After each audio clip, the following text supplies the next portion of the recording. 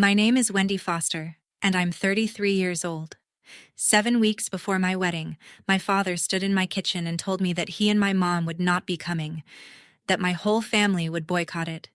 To teach me humility, he said, like it was a gift he'd wrapped himself. I didn't beg. I didn't cry. I said okay. Then I watched his truck pull out of my driveway, and I went back to folding napkins at my kitchen table while the coffee went cold. For 33 years, I'd been the daughter who moved, who yielded, who made herself smaller so the room could stay comfortable. This was the first time I didn't. But the thing my husband stood up and did at the reception, in front of 200 guests, with the band frozen and the doors still open, is the part my father will never forgive me for. Drop a comment and be sure to subscribe. I'm a hospice nurse. I've sat with more dying people than most folks meet in a lifetime, and I can tell you the same thing comes up at the end, over and over. Nobody says they wish they'd kept the peace more. They say they wish they'd stopped waiting for permission. I know how that sounds coming from me, because keeping the peace was basically my whole personality. I was the one the family called. Car broke down at midnight. Call Wendy. Somebody needed a ride to chemo. Call Wendy. I paid for things quietly and never mentioned it, because mentioning it felt like sending a bill, and you don't bill people you love. That was the rule I'd built my life on. Give, and don't count. Then Daniel came along and broke my whole system. He's a cabinet maker. He builds things that are supposed to last 100 years, and he looks at people the same way, like he's checking for the joint that'll fail under load. He proposed in our kitchen with sawdust still on his forearms. No speech, just a ring and a question and a patience I didn't know what to do with. When I said yes, he didn't cheer. He just exhaled, like he'd been holding it. We booked a hall by the lake and started a guest list, and it climbed to 200 names before I stopped adding. 200 people who'd watch me get married. And out of all of them, the only two names that made my stomach tighten were the two at the very top of the list. Mom, Dad. I told myself that tightness was just wedding nerves. It wasn't. It was 33 years of experience, warning me. To understand my family, you have to understand the ledger nobody ever wrote down, but everybody balanced by. In my family, my sister Sloane needed things, and I wanted things. And in our house, those were governed by completely different rules. Sloane needed a gap year, so my parents remortgaged a little. I wanted community college, so I paid for it myself and was praised for being independent. It took me years to notice the trick in that praise. When you're always the one who can manage, managing becomes your job, and nobody ever asks if you're tired. We were at Sunday dinner when the pattern showed itself again, clean as a fracture on an X-ray. Sloane was talking about a business she was launching, wellness retreats, the kind with singing bowls and a wait list. My dad sat at the head of the table the way he always did, nodding, the family's judge and its weather. When I mentioned the wedding date, he set down his fork.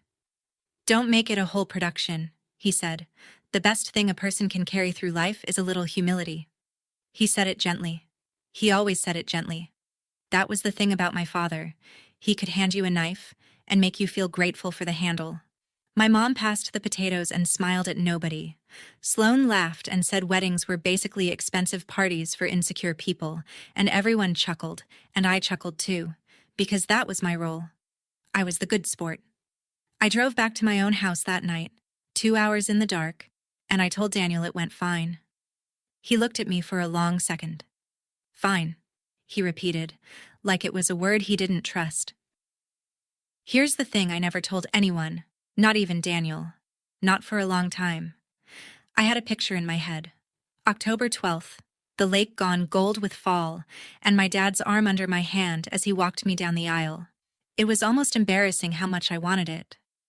I'd spent my whole life not asking for things, and this was the one thing I'd let myself want out loud. We picked the 12th because the lake turns that week, and because it was my grandmother's birthday, and she was the one person who'd ever told me I didn't have to earn my seat at the table. She died when I was 19. I wanted her date, so I booked the hall, and I put down the deposit, and I let myself imagine 200 people watching my father give me away like I was something precious he'd kept safe. That was the stake, though I couldn't have said it then. Not the flowers, not the dress. Belonging. The proof, in front of the whole town, that I was loved for existing and not just for being useful. My mom called that week, and she was warm, genuinely warm, asking about colors and cake. For a few days, it felt like it might actually happen, like the ledger might, just this once, land in my favor. Then she said, almost as an afterthought, "Oh, and Sloane's got some news about the retreat. She wants to tell you herself." There was a tone under it I recognized, the tone of someone setting a table for a conversation you haven't agreed to have. I said that was nice. I hung up, and I looked at the calendar on my fridge, at the little circle I'd drawn around the 12th. I should have drawn it darker. Sloane called me 2 days later, and she led with love, the way she always did before she asked for something big. She told me she missed me. She told me she was proud of me. Then she told me she'd booked her very first retreat cohort in Bali. A full group, deposits paid, the whole launch of her business. For the weekend of October 12th. The exact weekend. My weekend. "So here's what I'm thinking," she said, bright and breathless. "You move yours a couple weeks. It's just a party, right? Mine's a whole business. It can't move. People bought flights." I sat down at my kitchen table. I asked her, as evenly as I could, whether she'd checked my date before she booked. There was a pause. "I mean, I knew it was around then," she said. And there it was. She hadn't forgotten my date. She'd priced it in. She'd looked at the calendar, seen the thing I wanted, and decided it was the cheaper thing to sacrifice, because I was the one who always sacrificed. That was the math of my whole life, said out loud in a phone call. "Sloane," I said. "I put down deposits. I picked the 12th on purpose." She sighed like I was being difficult. "You always do this," she said. "You make everything so heavy." And then she said the part that told me my parents were already in the room with her, on her side, before I'd even hung up. "Mom and Dad think it's the mature thing," she said.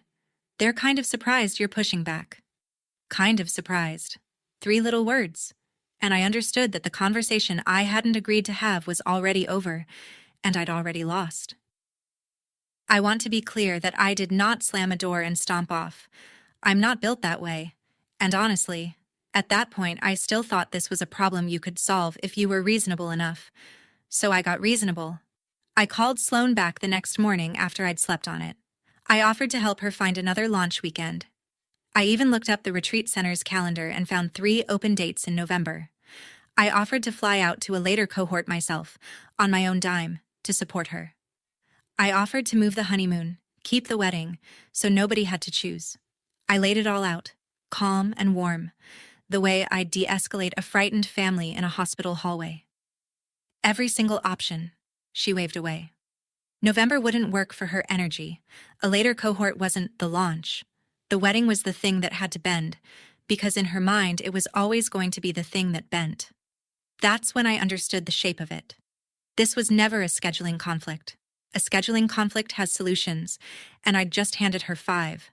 This was a loyalty test, and the only passing answer was for me to disappear a little, one more time, so the family could feel like itself. "You're really not going to move it," she finally said, and she sounded almost fascinated, like she was watching an animal do something out of character. "No," I said. "I'm really not." I felt strange saying it, light and sick at the same time, like the first step off a high dive. I hung up and stood in my kitchen and waited for the phone to ring again. It didn't ring that night. My father, it turned out, preferred to wait until Tuesday. My dad doesn't do angry. That's what makes him hard to fight. Angry you can push against. My father comes at you disappointed, which is a thing you can only absorb. He called on a Tuesday evening, and his voice was low and warm and terribly patient, and he told me he'd been thinking about me a lot. "You've always been our steady one," he said. "That's why this is hard to watch." I gripped the edge of the counter. He walked me through it like a man explaining gravity to a child. Sloane was building something. Sloane was fragile in ways I wasn't. A wedding was a lovely thing, but it was, at the end of the day, one day. and family was every day. "All we're asking," he said, "is that you show a little grace. Move the date. Apologize to your sister for making her feel guilty. It's called humility, Wendy. It's the thing that's held this family together for 40 years." I stood there and I felt the whole gravity of him, the thing that had shaped every choice I'd ever made. Part of me, the oldest part, the 19-year-old part, wanted to say yes just to make the warmth in his voice stay. But I heard myself say something else. "I don't think it's humility you're describing, Dad." Silence. I'd never once talked back to that voice. "I think it's just me being quiet," I said, "and you calling it a virtue." He let the silence sit, the way he did when he wanted you to feel the size of your mistake. "Sleep on it," he said finally, gentle as ever. "You'll see it differently in the morning." I didn't. I saw it exactly the same. That, I'm learning, is what growing up actually feels like. I lay awake that night doing the thing I do best, which is turning a problem over until I find the angle where it's my fault. And somewhere around 2 in the morning, I finally saw it clearly. And it wasn't my fault at all. This was never about a Saturday in October. If it were about the calendar, my 5 compromises would have ended it. It was about who yields. In my family, there had always been a person whose job was to absorb the cost, so everyone else could have what they wanted. And that person was me. And it had been me so long that everyone, including me, had stopped seeing it as a choice. It was just physics. Water runs downhill. Wendy moves. If I moved this date, I wouldn't be solving a problem. I'd be signing the contract again for the rest of my life in front of the one person I was marrying. Daniel would learn on the very first big test that his wife could be moved. And more than that, my future kids, if we had them, would grow up watching their mother fold, and they'd learn the same lesson I did, that love is a thing you earn by taking up less space. I got up and drank a glass of water in the dark kitchen. I looked at the calendar circle again, and I made a quiet decision that didn't feel dramatic at all, which is how the biggest decisions usually feel. I was keeping the date. Not to win, not to punish anyone, just to stop being the family's shock absorber. I went back to bed, and for the first time in a week, I slept. I didn't know yet what keeping it would cost me. If you've ever been called selfish for finally saying no, you already know the weight I'm talking about. Stay with me. Tell me in the comments. Have you ever been asked to make yourself smaller so someone else could feel big? And subscribe, because the part nobody in my family expected is still coming. Because keeping the date, it turned out, was not the end of the fight. It was the starting gun. Over the next 2 weeks, my family did the thing families like mine do best. They didn't yell. They organized. My Aunt Deb called to tell me she was worried about me, which is what my family says when they mean they're disappointed in you. A cousin I hadn't spoken to in a year messaged to say she hoped I wasn't letting a date come between me and blood. My mom called every couple of days, and each call started with cake and ended with a soft, tearful, "I just wish you'd think about your sister." The message was always the same, sanded smooth so it wouldn't look like what it was. Fold. We miss the version of you that folds. It's a strange thing, being the target of a kindness campaign designed to erase you. Every voice was gentle. Every word was concern. And underneath all of it was one instruction, repeated in a dozen loving accents. Make yourself small again, and we'll make all this discomfort go away. I started letting the calls go to voicemail. Not out of spite, out of survival. I'd sit at the table with Daniel after a shift, listening to my mother's voice fill our kitchen with sweetness and guilt, and he'd just quietly reach over and take my hand until it stopped. He never told me what to do. He just made sure I wasn't alone while I did it. The part that finally hardened something in me came by accident, the way the worst truths usually do. Sloane, flustered and venting, let it slip on a call that our parents had given her $22,000 to see the retreat business. $22,000. For the launch. For the singing bowls and the deposits, and the Bali villa she couldn't reschedule. I remember I actually laughed. One short surprised sound, because the math was so clean it was almost funny. These were the same people who'd called my wedding just a party and told me not to make it a whole production. The same father who'd lectured me about humility, about not needing much, about the grace of carrying less. He'd written a check for $22,000 so my sister could fly a group of strangers to an island, and in the same breath asked me to give up the one day I'd ever asked for. I want to be careful here, because I know how this sounds, like I'm keeping score. I wasn't. That was the whole tragedy of it. I'd never once kept score, and they had counted on that. The ledger only works if one person refuses to read it. And I'd just read it. I sat with that number for a long time. Not with rage, exactly.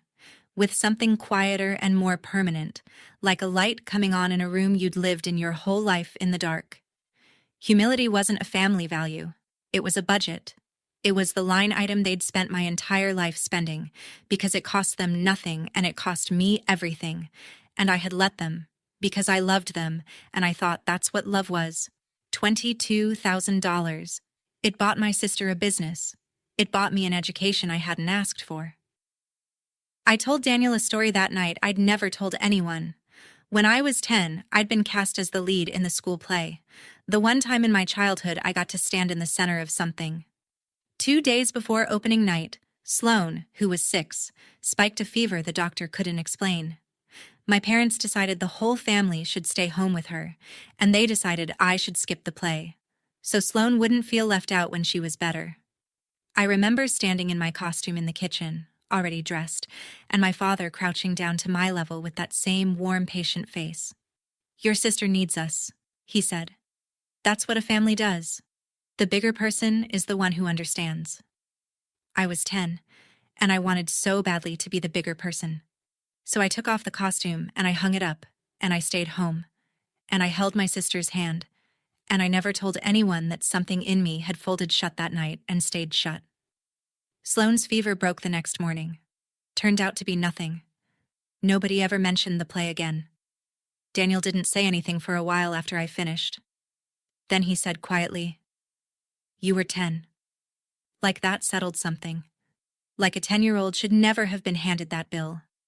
And I realized I'd been carrying that costume my whole life, putting it on, taking it off, hanging it up, again and again, every single time the family needed the bigger person and looked at me.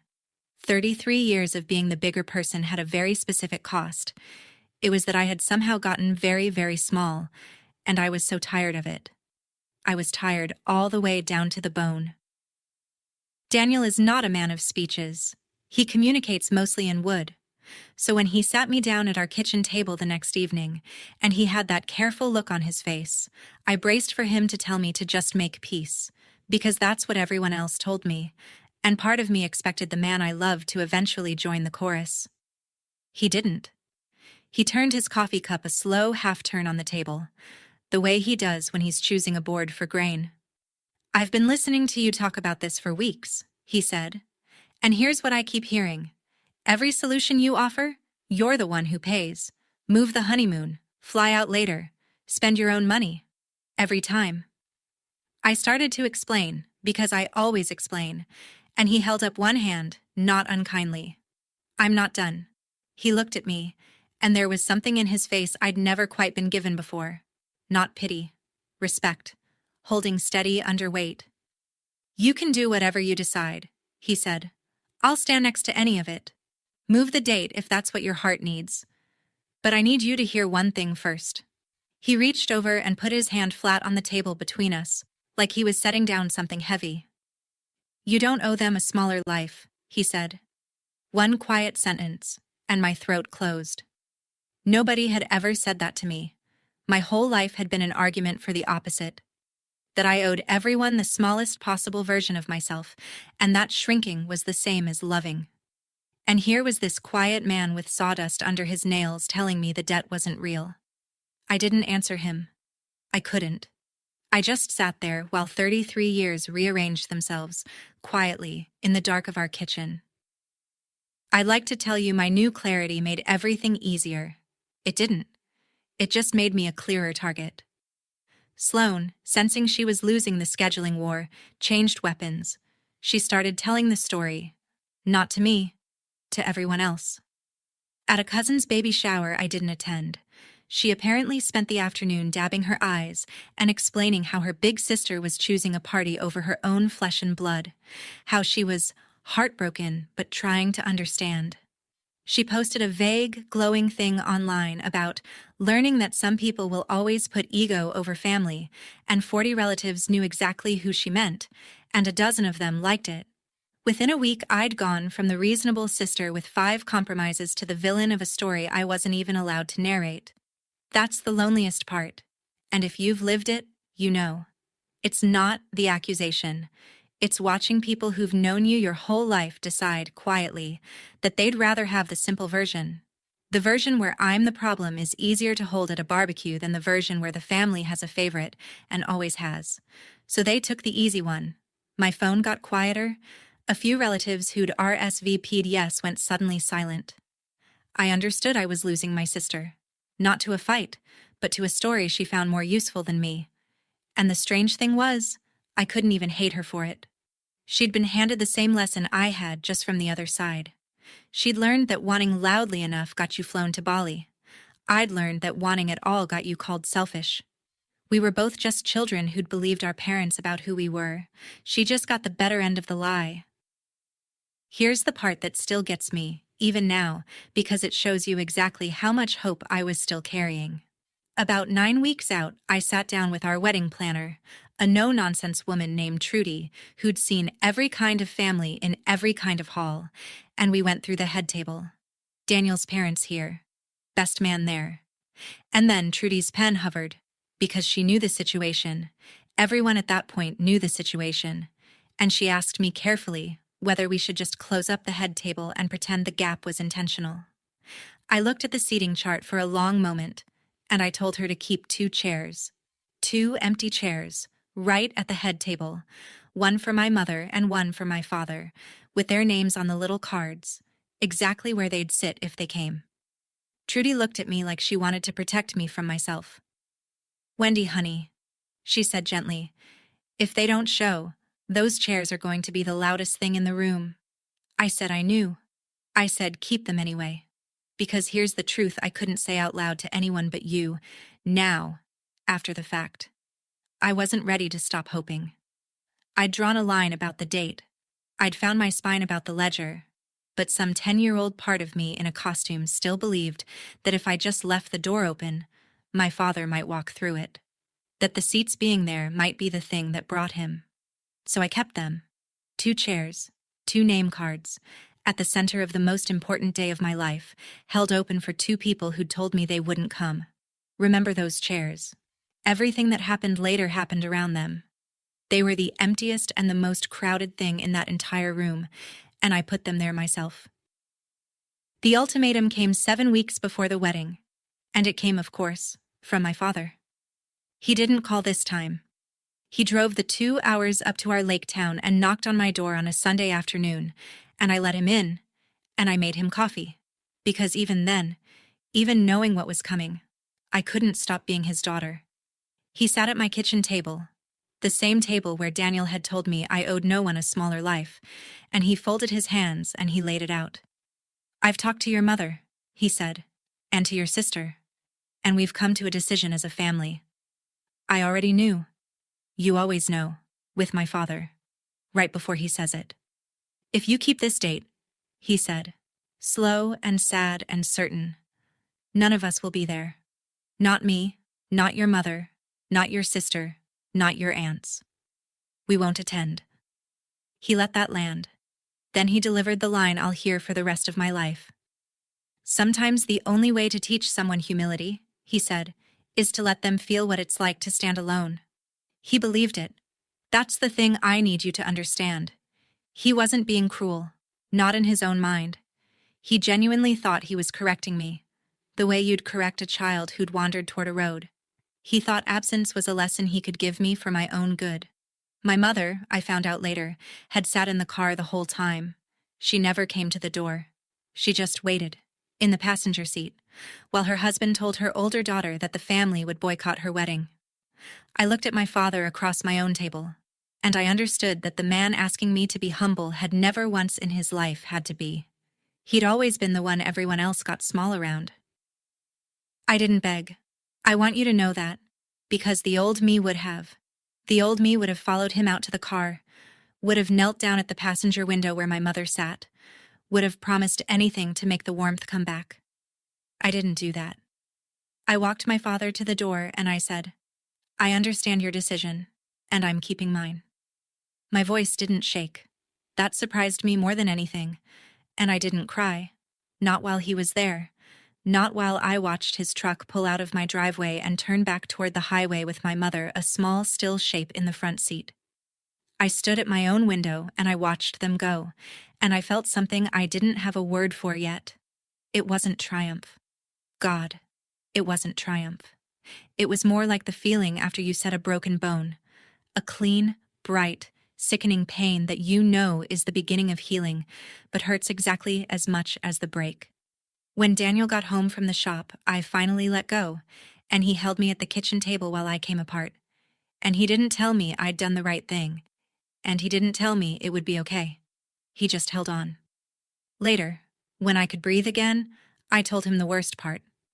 It wasn't that they weren't coming. It was that some stupid, loyal 10-year-old part of me had truly believed, right up until my father said the words out loud, that they would. That when it came down to it, they'd choose me. They chose the lesson, I said. And Daniel said the truest thing anyone said to me that whole year. No, he said. They chose being comfortable. They just call it a lesson. I mailed the invitations knowing 2 seats might stay empty. If you've ever sent something you weren't sure would ever be answered, you get it. Hit subscribe and stay with me, because the reception is where everything I'd swallowed for 33 years finally got said out loud. But first, I had to get there. And getting there meant doing something that felt almost insane. I hand-addressed an invitation to my parents. I know. After everything. Trudy would have talked me out of it if I'd told her, so I didn't tell her. I sat at my kitchen table one night and I wrote out their names in my best handwriting, Mr. and Mrs. Ray Foster, and I put the little card inside with the date they'd told me to move, October 12th, printed in gold, and I sealed it and I mailed it. Not to guilt them. I'd stopped trying to move them by then. I finally understood you can't. I mailed it because I decided I would rather be the kind of person who left the door open than the kind who slammed it, even against people who'd slammed theirs. It was for me, that invitation, not for them. It was me deciding what kind of daughter I wanted to be, regardless of what kind of parents I'd gotten. 3 weeks out. Then 2. The RSVPs came back, and the yeses stacked up. Daniel's big warm family, my friends from the hospice, nurses I'd worked night shifts with who knew exactly what it cost a person to keep giving. Nearly 200 yeses. And from the house 2 hours south, the house I grew up in, nothing. No card. No call. Just the 2 chairs at the head table with their name cards, waiting. Empty. Getting emptier every day the mail didn't come. 10 days before the wedding, the money disappeared. My parents had promised, back when things were good, to cover the catering in the hall. About $12,000. Their contribution, offered warmly at a dinner a year earlier when I was still the daughter who behaved. Now my father called Trudy directly, not me, and told her the family would no longer be participating financially. Just like that. The safety net I'd been standing on without even feeling it was simply gone. I found out from Trudy, who was furious on my behalf, in a way I found oddly comforting. And I'll be honest, for one night I panicked. $12,000, 10 days out, is not a small hole. Daniel and I sat at the kitchen table with the bank app open and the numbers not adding up, and I felt the old pull, strong as gravity. Just call him, apologize, move the date, and all of this goes away. That's how it works. Fold, and the discomfort ends. Instead, Daniel closed the laptop. We'll cover it, he said. We'll shrink the guest list, do a shorter bar. I'll pull from the shop account. He said it the way he'd say a joint would hold. And we did. We covered it ourselves. $12,400 in the end. And the wedding got a little smaller and a lot more hours. Fewer flowers. a friend's band instead of the fancy one. And you know what I noticed? Every single thing we cut was a thing my parents had wanted and I'd agreed to. When they pulled their money, they pulled their taste with it, and what was left underneath was the wedding I actually wanted. They thought they were taking something from me.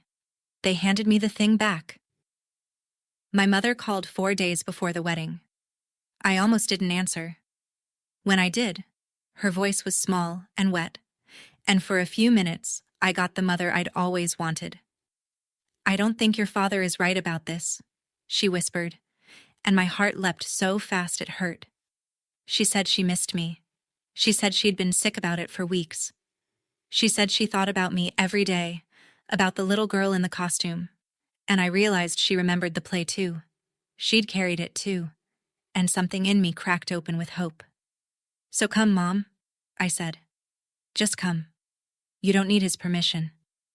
There was a long, terrible silence on the line, and in that silence I heard the whole shape of my mother's life, the same shape as mine, the same lesson learned younger and held longer. "You know I can't," she finally said. "You know how he is. If I came, it would be a whole thing. A whole thing. She'd rather sit in an empty house 2 hours away than cause a whole thing." She agreed with me completely, and it changed nothing, because agreeing had never once been the same as showing up, not in our family, not for the women in it. I understood then that my mother wasn't a secret ally I could rescue. She was a warning about who I'd become if I kept folding, a woman so practiced at keeping the peace that she'd miss her own daughter's wedding to avoid a hard afternoon. I told her I loved her. I meant it. And I hung up knowing that the last person on the inside who might have crossed the line to stand with me had just, gently, tearfully, chosen not to. I was on my own. And somehow, that was clarifying. The night before the wedding, my father made his last move. He called at 9, and I stepped out onto our porch to take it, because I didn't want his voice in the house on that particular night. He sounded almost kind. "I've been thinking," he said. "I don't want to miss my daughter's wedding. I really don't." For one dizzy second, hope again, that stubborn animal. Then he kept going. "So here's what we'll do. In the morning, you call your sister and you apologize. And you tell everyone the honeymoon's postponed, that you'll fly out to support her retreat. You show the family a little humility. Do that, and I'll be there tomorrow. I'll walk you down that aisle myself." There it was. The thing I'd wanted most in the world, my father's arm under my hand, offered at the only price he ever charged. Make yourself small, and you can have the love. Pay the tax, and the seat is yours. I stood on my porch in the cold, and I looked out at the dark lake, and I understood that this was the whole thing, the entire lesson of my life, distilled into one phone call. He wasn't offering me my father. He was offering me a rental. My father's presence, leased for the length of my obedience, repossessed the second I stood up straight again. "Dad," I said, and my voice was so steady it scared me. "I would give almost anything to have you walk me down that aisle. I need you to know that." I heard him start to say something, satisfied. "But not that," I said. "Not an apology I don't owe, for wanting one day that was mine." Silence. "Then you've made your choice," he said, cold now, the warmth finally gone. "I've made mine," I agreed. And I hung up, and I sat down on the cold porch step, and I let the old life end. There was no taking it back after that. I didn't want to.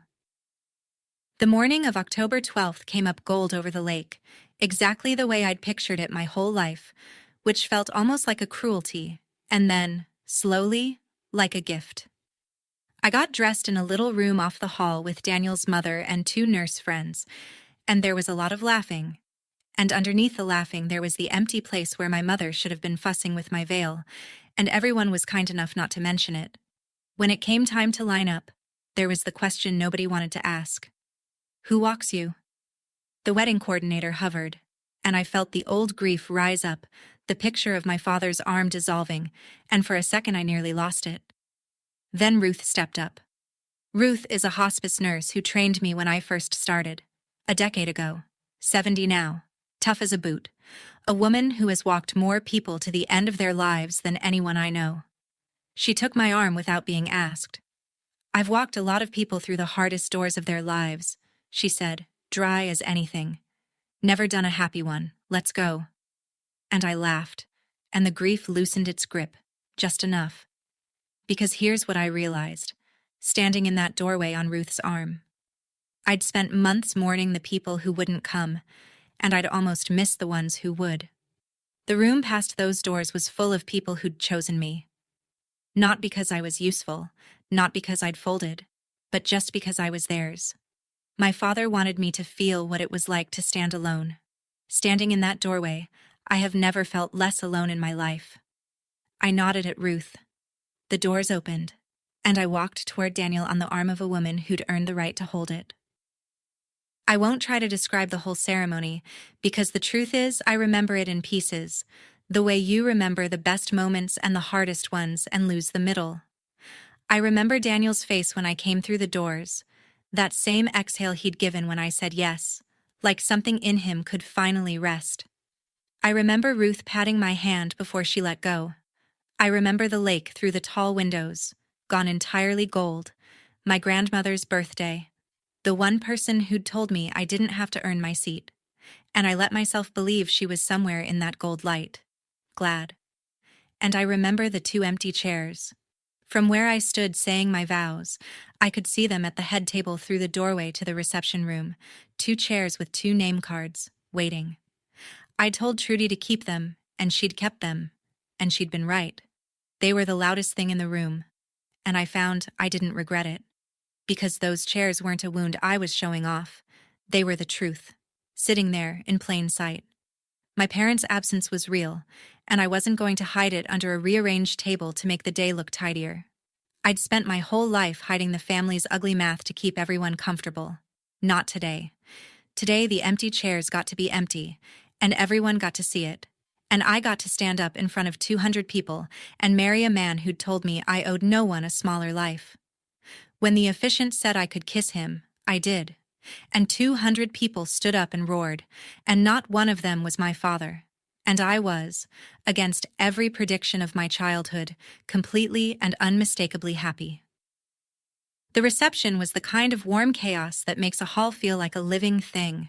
String lights, a friend's band tuning up, the smell of somebody's uncle's barbecue that we'd added when we cut the fancy caterer, and 200 people who actually wanted to be there settling in at their tables.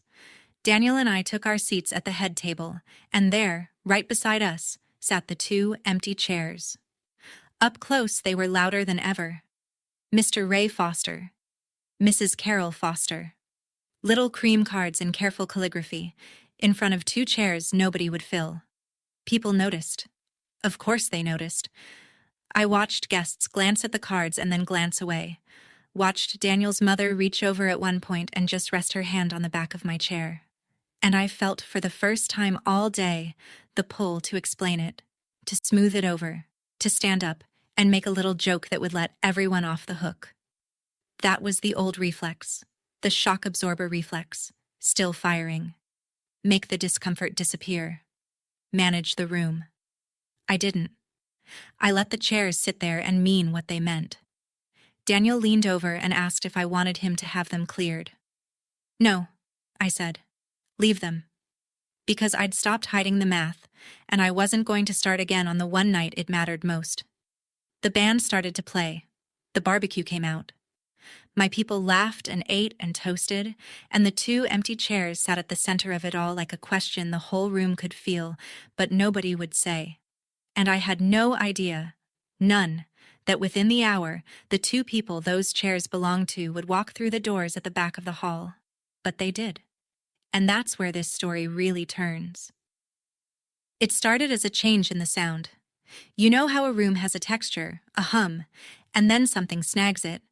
Heads near the back turned first, and the turning moved forward like a wave, and I looked up from my plate, and there, framed in the open doors at the back of the hall, stood my mother and my father. They'd come. For one enormous, foolish second, my heart did exactly what it had done my whole life. It leapt. He came, it said. He came after all. My father in his good gray suit, my mother a step behind him in the blue dress she saved for important things. They'd driven the 2 hours. They were here. And then I saw my father's face, and the leap died in my chest. Because I knew that face. I'd known it my whole life. It was not the face of a man who'd come to celebrate his daughter. There was no wonder in it, no apology, no joy. His jaw was set, and his eyes were doing that scanning thing they did at the head of the dinner table, taking inventory, measuring the room, calculating the leverage. He hadn't come to sit in a chair I'd saved. He'd come to collect. He'd heard somehow, a cousin, a leaked photo, the town is small, that the wedding was happening anyway, happy and full, that I hadn't crumbled without them. And a man like my father cannot let a lesson go unlearned. He'd driven 2 hours not to give me away, but to get me back. To walk into the fullest room of my life and remind everyone, and mostly me, whose approval the whole thing was still supposed to run on. My mother's eyes found mine across the room, frightened and pleading. My father started walking toward the head table, and Daniel stood up. Daniel is not a man who commands a room. That's not who he is. He's the man in the corner who fixes the wobbly table without being asked. So when he stood up, slow and easy, and picked up his water glass and a butter knife, and gave the glass one clear ring, the strangest thing happened. The whole hall turned to him, because a quiet man standing up is somehow louder than a loud one. The band trailed off mid-song. Conversation stopped mid-sentence. Even my father, halfway across the floor, slowed and then stopped, because you cannot keep striding toward a target when 200 people have just turned to watch the groom. 200 guests went quiet. I have never heard a room that size go so silent so fast. You could hear the string lights buzzing. You could hear my father's shoes stop squeaking on the wood floor. Daniel stood there at the head table in his one good suit. My new husband, a cabinet maker who'd probably said fewer words that entire year than his cousin said at one dinner, and he let the silence stretch until it was almost unbearable, until every eye in that hall was on him and the 2 empty chairs beside him and my father, frozen in the middle of the dance floor. I didn't know what he was going to do. That's the honest truth. We hadn't planned this. There was no speech folded in his pocket. He looked down at me once. Just a flick of the eyes. Checking. The way he checks a joint for load. I gave him the smallest nod, though I didn't know what I was agreeing to. Then he lifted his glass a little higher, and he looked out at the 200 people who'd come, and past them at the one man who'd come to collect, and he began to speak. "Most of you know me," Daniel said.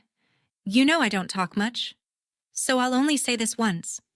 His voice was level and plain, a working man's voice, and it carried to every corner because nobody dared breathe.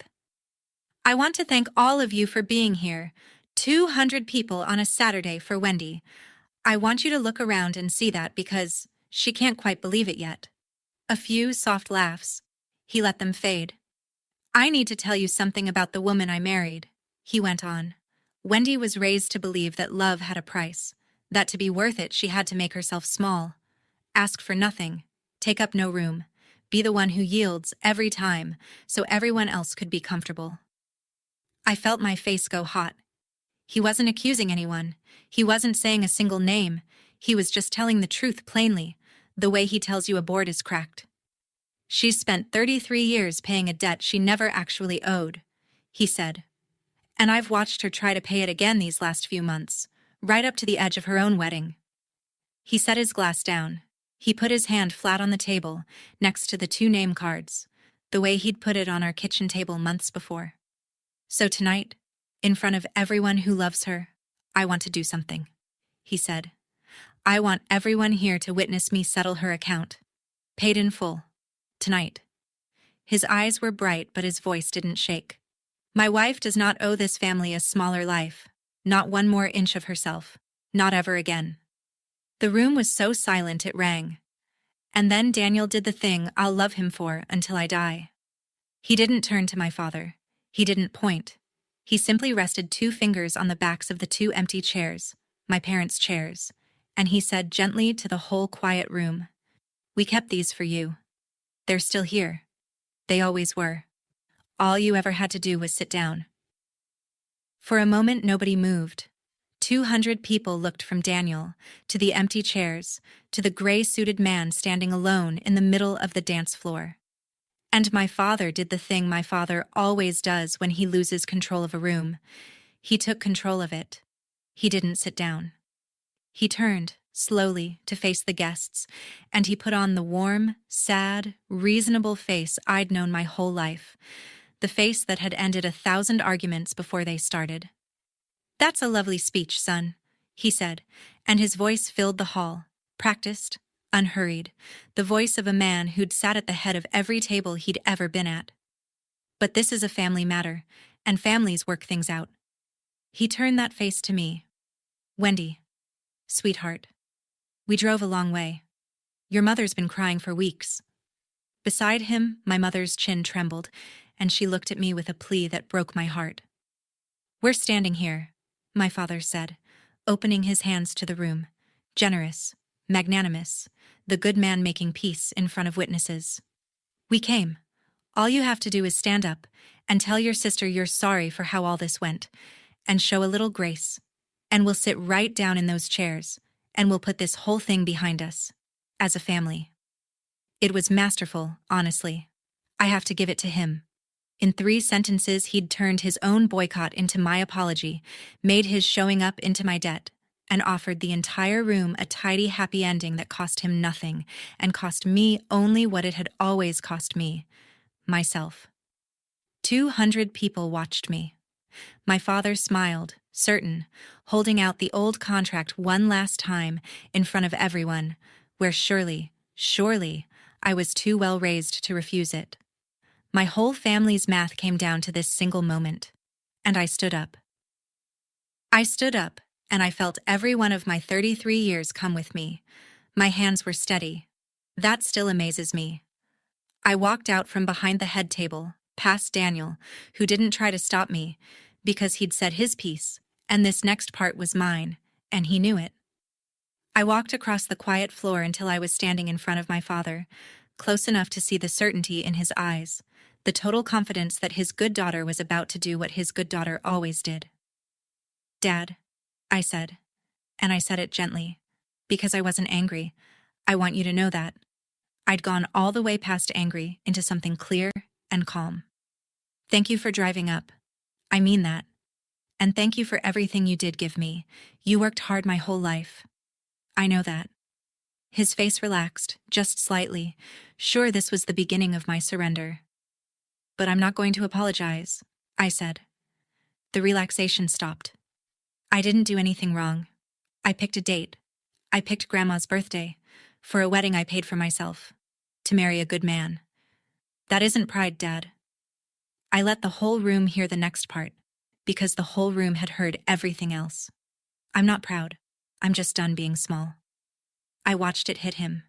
Not anger. He could have handled my anger. It was the calm that undid him, because calm was the one thing he had no lever for. "Those chairs are yours," I said, and I gestured to them, the 2 chairs, the loudest thing in the room. "They've been yours the whole time, and they still are. You can sit down right now, tonight, as my parents, as my guests, and be part of this. I would love that more than you know." I paused. "But not as creditors. Not with a price on the seat. You can come in as family, or not at all, but you cannot come in as a bill." Silence.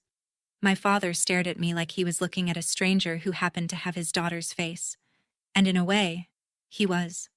The daughter he'd built, the one who folded, wasn't in the room anymore. I'd left her in a kitchen months ago, drinking a glass of water in the dark. My father held my eyes for a long, long moment, and I watched him look for the lever, the disappointment, the warmth, the guilt, the 40 years of family gravity, and I watched him find, one by one, that none of them worked anymore. And when a man like my father runs out of levers, he only has one thing left. He leaves. "I didn't raise you to embarrass this family," he said, low, and it was meant to land like a verdict. It didn't.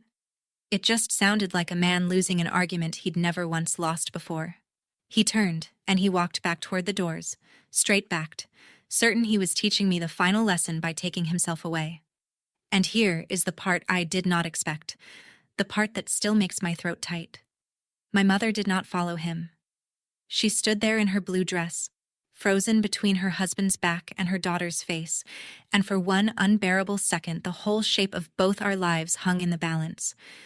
Then she took a step toward me. Just one, and then another. And she crossed the floor, tears running freely now, and she didn't say anything, because there was nothing to say that would fix 33 years, and she sat down. In one of the two chairs. As a guest. As my mother. My father stopped at the doors when he felt her not beside him. He looked back, and for the first time in my life I saw my father genuinely, completely at a loss. A man whose entire system had just failed him in public. He didn't come back. He walked out into the dark and drove 2 hours home alone. I got my mother in a chair in a blue dress. And I lost my father in the same breath. Probably for good. Both. At once. That's what it cost. For a second, the whole hall just held there, 200 people not sure if they were allowed to breathe. Then Ruth, 70 years old and afraid of absolutely nothing, lifted her glass from a table near the front and called out, rough and clear, "To Wendy and Daniel." And the room broke open. 200 voices, glasses up, the band lurching back to life, my people rising to their feet. My mother sat in her chair beside me and cried and held my hand too tight, and one chair beside her stayed empty, and both of those things were true at the same time, and I let them both be true. Daniel found my other hand under the table. The first dance came, and he walked me out onto the floor, and he held me the way he holds things he means to keep, and he said into my ear, "You okay?" And I said, "No," and "Yes." And he said, "That tracks." We turned under the string lights while the lake went dark outside the tall windows, and I felt the strangest lightness, a lightness I'd never felt in 33 years, and it took me the length of that whole song to name it. It was the feeling of not owing anyone anything, of having stopped, at last, in front of everyone, paying a bill that was never mine. My father's empty chair sat at the head table behind us. My mother's full one sat beside it. And I danced with my husband in a room full of people who'd chosen me. My father and I haven't spoken since. I won't pretend that doesn't hurt, because it does, on ordinary Tuesdays, in the frozen aisle at the grocery store where I'll see a gray-haired man in a work jacket and forget for half a second. The force that raised me didn't vanish that night. Sloane still tells the story where I'm the villain, and some of the family still believes her, because it's the easier story to hold. My father still thinks he was teaching me something. Maybe, in a way I'd never admit to him, he was. But the grip it had on me is gone. My mother calls now. Not as a peacemaker, not to move me, just to talk. The way a mother talks to a daughter, small and real and earned. She's not the woman who crossed that floor every day, but she crossed it once. And once is where everything starts. And Daniel built us a table. A small one, oak, big enough for the people who actually sit at it, with room to add a leaf someday if we need to. I set it myself, no ledger, no math, no bigger person and smaller person. Just chairs, for people who come because they want to. That's the family I have now. It's smaller than the one I was born into. It's the first one I've never had to shrink to fit. I sat with a dying man last week who told me the only regret he had left was all the times he made himself smaller for people who never once made room for him. And I thought about my father, and I understood at last that real humility was never about disappearing so everyone else could be comfortable. It's about knowing exactly what you're worth and refusing gently to accept a single penny less. That's my story.